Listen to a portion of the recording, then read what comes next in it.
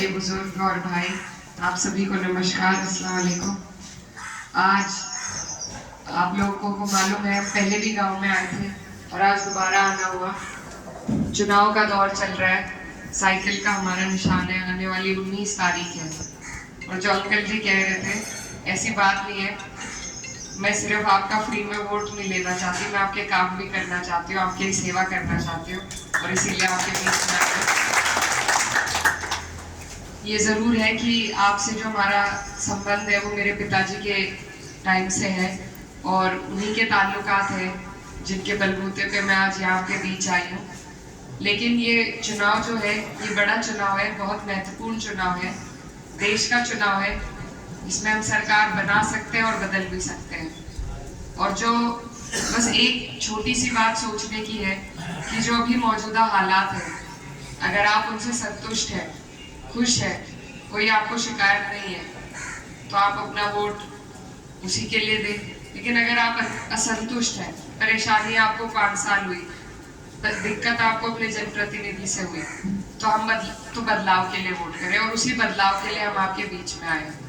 जब तक हम बदलाव नहीं करेंगे और किसी सरकार को, किसी जनप्रतिनिधि को ये एहसास नहीं दिलाएंगे कि उन्हें बदला भी जा सकता है, तो उनके अंदर की जो कर्म करने की भावना है वो खत्म हो जाती है, वो निष्क्रिय हो जाते हैं। और यही हमारे क्षेत्र में 5 साल का जो कार्यकाल रहा वो इसका सबूत देता है।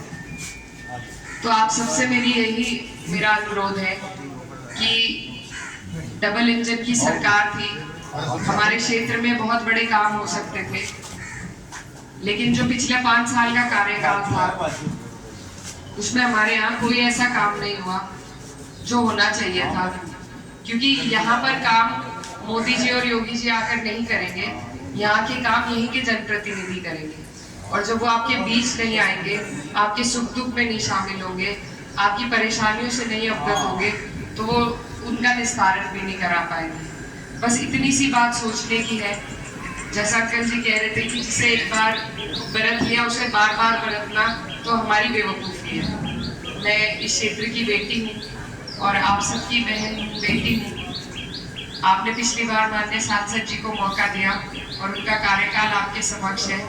इस बार मैं आपसे मौका मांगने के लिए आई हूँ और मैं आपको यकीन दिलाना चाहती हूँ कि जिस तरीके से मुझसे पहले मेरे पिताजी आपके बीच रहकर काम करते थे, उसी तरीके से अगर आपने अपना आशीर्वाद दिया, मौका दिया मुझे, तो मैं आपके हर काम में, आपकी हर परेशानी में आपके बीच खड़ी मिलूंगी और मजबूती से उसे लड़ने का काम करूंगी। और चुनाव के वक्त बहुत से मुद्दे हैं।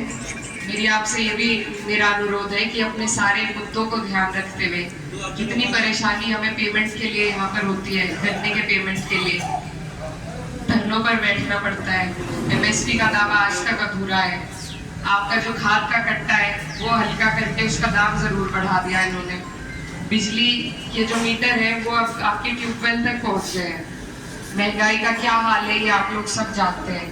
यहाँ पर रोजगार की कोई व्यवस्था सरकार की तरफ से नहीं हुई। तो ये सारे हमारे मुद्दे हैं। सिलेंडर का दाम है